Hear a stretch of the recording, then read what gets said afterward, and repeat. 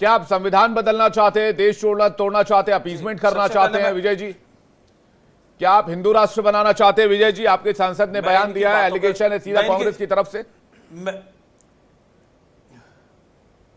मैं कांग्रेस प्रवक्ता की सारी बातों का जवाब देना चाहता हूं। ये कहते हैं इन्होंने पार्टी तोड़ी।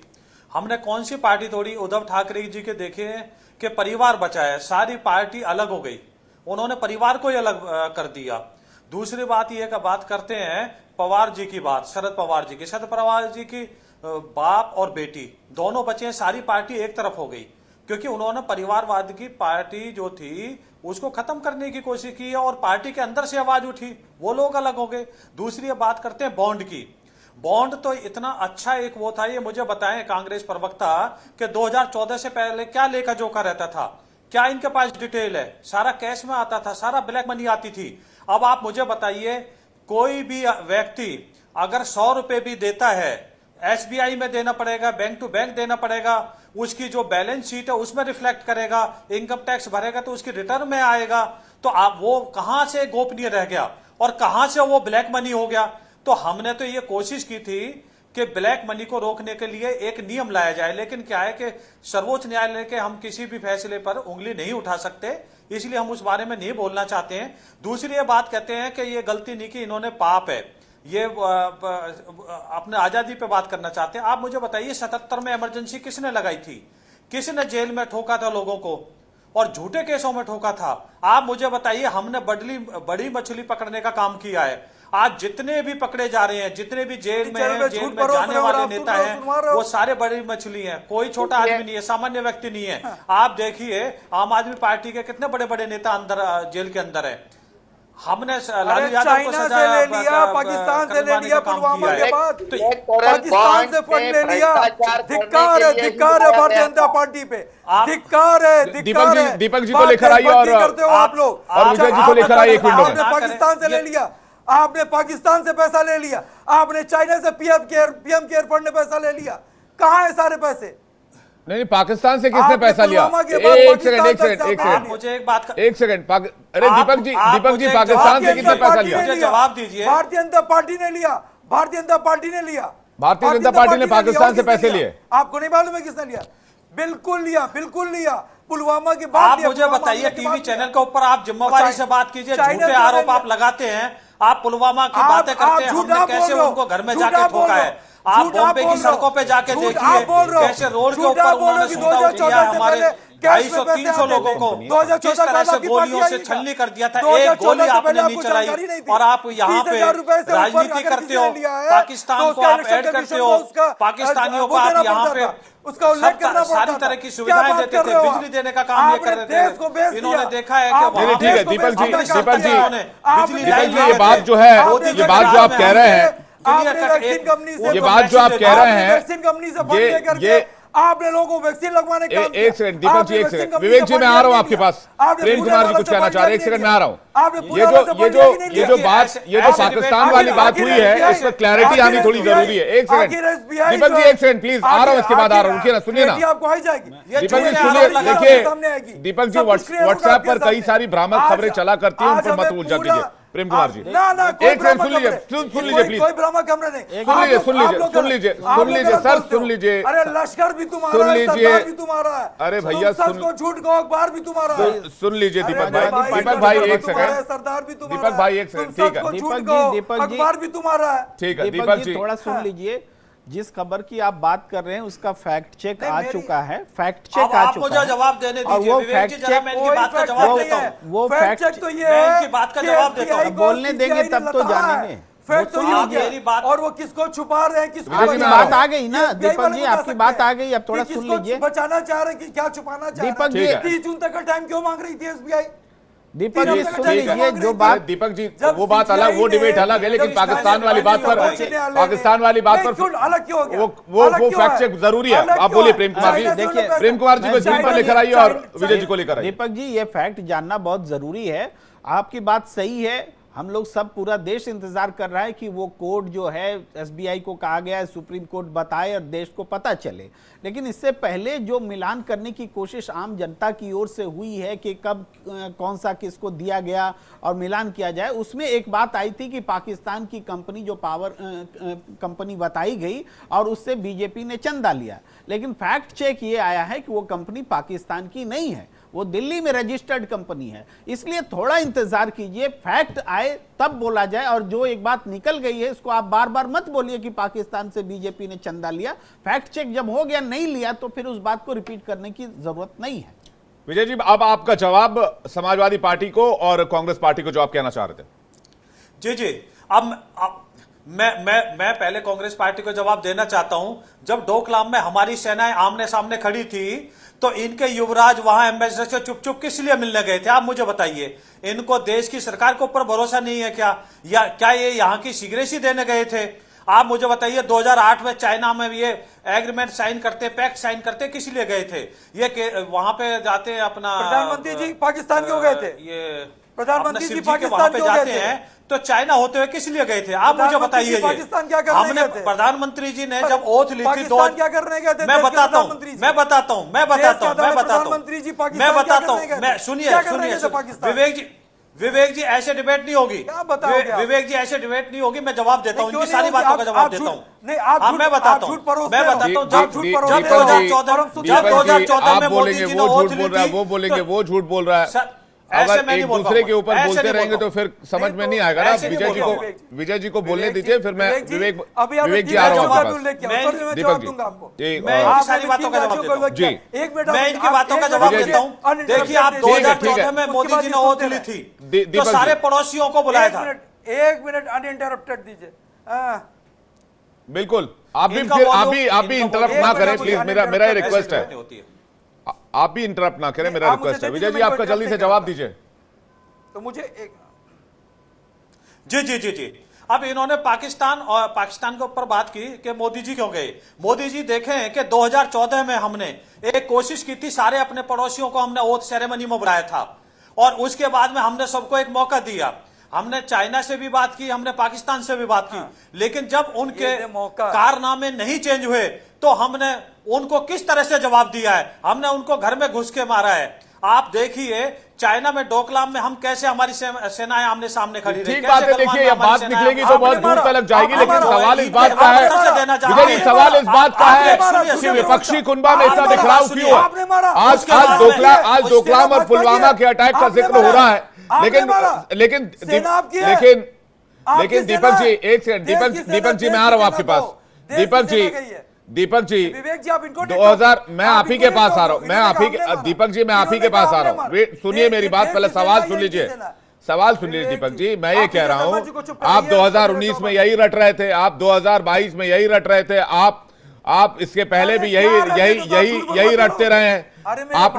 आपने झूठ बुलवाते रहोगे। नहीं, मैं किसी को बोलने के लिए या ना, मैं अपने शब्द किसी के जुबान में थोड़ी डाल सकता हूं। हर कोई अपना पक्ष रखने के लिए आजाद है दीपक जी। अब मैं आपसे कुछ बोलूंगा कि बोल दीजिए, तो आप क्या बोल देंगे? मैं बोलूंगा आप बोलिए, अभी दिन है।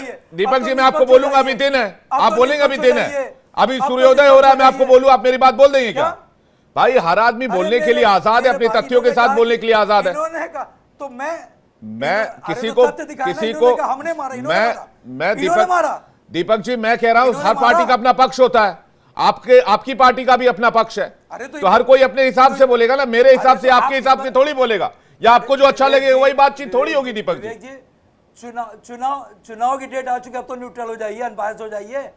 इनकी सेना है, इन्होंने कहा हमने मारे। कौन न्यूट्रल नहीं है, कौन अनबायस्ड नहीं है? आप नहीं, मैं न्यूट्रल नहीं हूं। टोकना चाहिए इस पे। नहीं, मैं न्यूट्रल नहीं हूं। बिल्कुल नहीं, आपको टोकना चाहिए। मैं किस बात पे न्यूट्रल नहीं हूं? दीपक जी को लेकर आइएगा, आप उनको स्क्रीन पर लेकर आइए दीपक जी को। आप उनको डिफेंड कर रहे हो। किसको डिफेंड कर रहा हूं? डिफेंड कर रहे हैं। किसको डिफेंड कर रहा हूं? हमने किसको डिफेंड कर रहा हूं? किसको डिफेंड कर रहा हूं मैं? मैं किसको डिफेंड कर रहा हूं दीपक जी? आप बीजेपी आप मुझे बताइए मैं किसको डिफेंड कर रहा हूं? बीजेपी वाले प्रवक्ता को डिफेंड मैंने कब डिफेंड किया? आप बीजेपी मेरा सवाल क्या था पहला बीजेपी के प्रवक्ता से? मेरा पहला सवाल बताइए, मेरा पहला सवाल क्या था? अगर आप डिबेट में एक्टिवली पार्टिसिपेट कर रहे हैं तो मेरा पहला सवाल बताइए बीजेपी के प्रवक्ता से क्या था? मेरा पहला सवाल बताइए। आपने मुझे सीधा एलिगेशन लगाया। मैं इस तरह का ना पत्रकार हूं, ना इस तरह की पत्रकारिता करता हूं। मेरी बात सुनिए दीपक जी, आप सीरियसली मेरी बात सुनिए। सीरियसली मेरी बात सुनिए आप। मैं सीरियसली मेरी बात सुनिए आप। सीरियसली मेरी बात सुनिए आप। मैं आपको क्या कह रहा हूं? मेरा पहला सवाल बताइए क्या था? अगर आप सीरियस डिबेट कर रहे हैं और इस डिबेट में इन्वॉल्व है तो बताइए मेरा पहला सवाल क्या था बीजेपी के प्रवक्ता से? अरे मेरे भाई, आपने इनसे ये नहीं पूछा कि इन्होंने कहा कि हमने मारा? भाई साहब, मेरा पहला सवाल क्या था बीजेपी के प्रवक्ता से? मैंने बोला आप ईडी सीबीआई का क्या गलत इस्तेमाल कर रहे हैं? विपक्ष आप पर आरोप लगा रहा है। क्या ईडी सीबीआई का डर दिखा के नेताओं को आप अपने करीब बुला रहे हैं? मेरा ये पहला सवाल था। अरे दीपक कुमार जी, आइंदा से इस तरह का एलिगेशन मेरे ऊपर मत लगाइएगा प्लीज। मैं आपसे रिक्वेस्ट कर रहा हूं। बिल्कुल लगाऊंगा। बिल्कुल नहीं लगाएंगे आप। आपको कुछ नहीं पता है तो आप नहीं लगाएंगे। आप लगाएंगे तो फिर आप मेरे डिबेट में आप लगाएंगे तो आप फिर मेरे डिबेट में आप नहीं आएंगे। मत बुलाइएगा। ठीक है, बहुत बहुत शुक्रिया, बहुत बहुत धन्यवाद। दीपक जी का शुक्रिया कीजिए, धन्यवाद कीजिए। दीपक रंजन जी, बहुत बहुत धन्यवाद अपना कीमती वक्त हमें देने के लिए और हमारे साथ जुड़ने के लिए। Thank you very much. लेकिन मैं ना बायस हूं, ना एक तरफा पत्रकार हूं, मैं बैलेंस बातचीत करता हूं और ये बात यहां के लोग भी जानते हैं।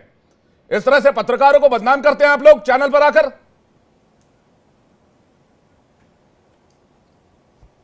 प्रेम कुमार जी, क्या मैंने कोई सवाल ऐसा छोड़ा किसी पार्टी से पूछने के लिए?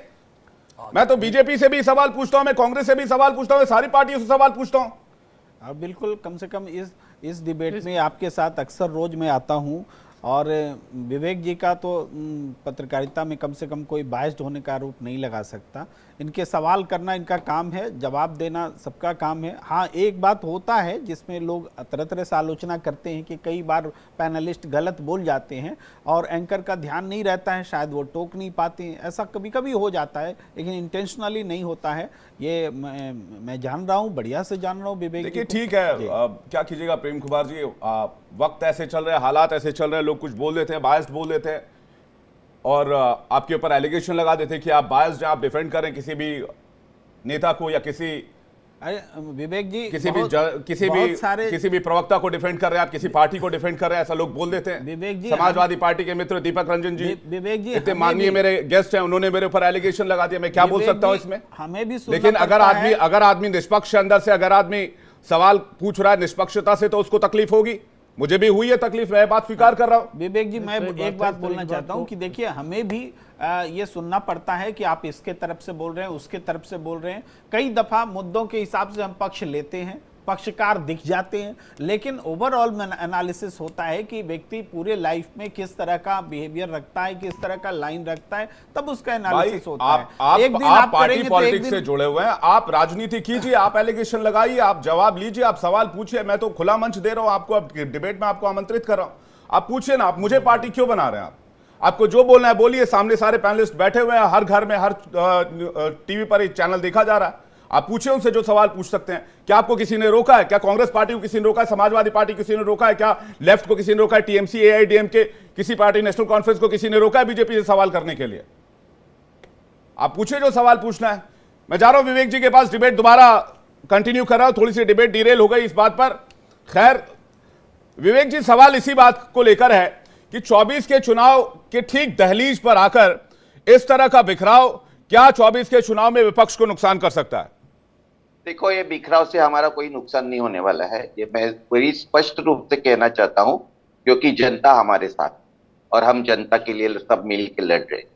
अभी जो यहाँ बीजेपी के माननीय प्रवक्ता ने जो बातें रखी, उसमें सबसे पहली बात ये कही उन्होंने कि गठबंधन की सरकार कमजोर।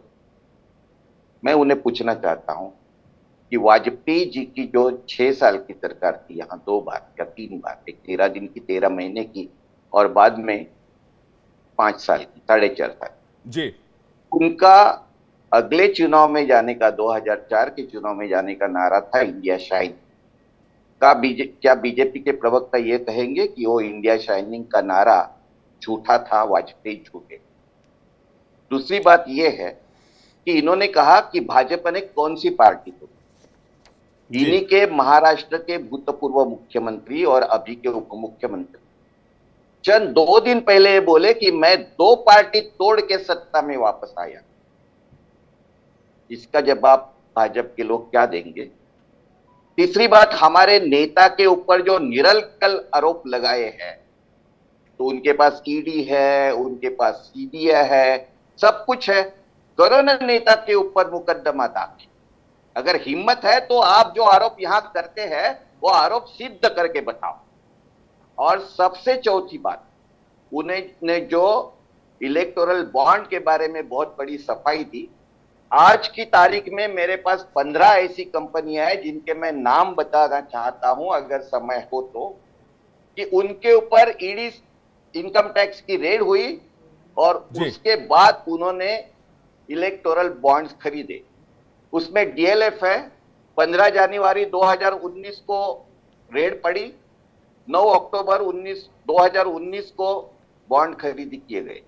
एफबीआई एग्रो 25 जून 2020 को रेड पड़ी, 18 अक्टूबर 2020 पूरी लिस्ट विवेक जी बहुत लंबी हो जाएगी, पूरी लिस्ट बहुत लंबी हो जाएगी, जरूरत भी नहीं है। मैं जानता हूं समय की मर्यादा, लेकिन बात यह है कि ऐसी कंपनियों ने बॉन्ड खरीद लिए हैं कि जिनका कोई मुनाफा नहीं है, और ये कहते हैं कि हम भ्रष्टाचार निर्मूलन के लिए इलेक्टोरल बॉन्ड्स लाए। मैं पूछना चाहता हूं कि पहले जो मर्यादा थी कि आपने आपके नफे में से 7.5% के ये डोनेशंस पॉलिटिकल पार्टी को दिया जा सकता है, उन्होंने वो पूरी ये शर्त निकाल दी, और कितना भी डोनेशन दे दो बस हमें। ठीक है, आप कह रहे हैं कि इलेक्टोरल बॉन्ड का मुद्दा इस बार आप जोर शोर से उठाएंगे और ये मुद्दा चुनाव में भी गर्म रहने वाला है।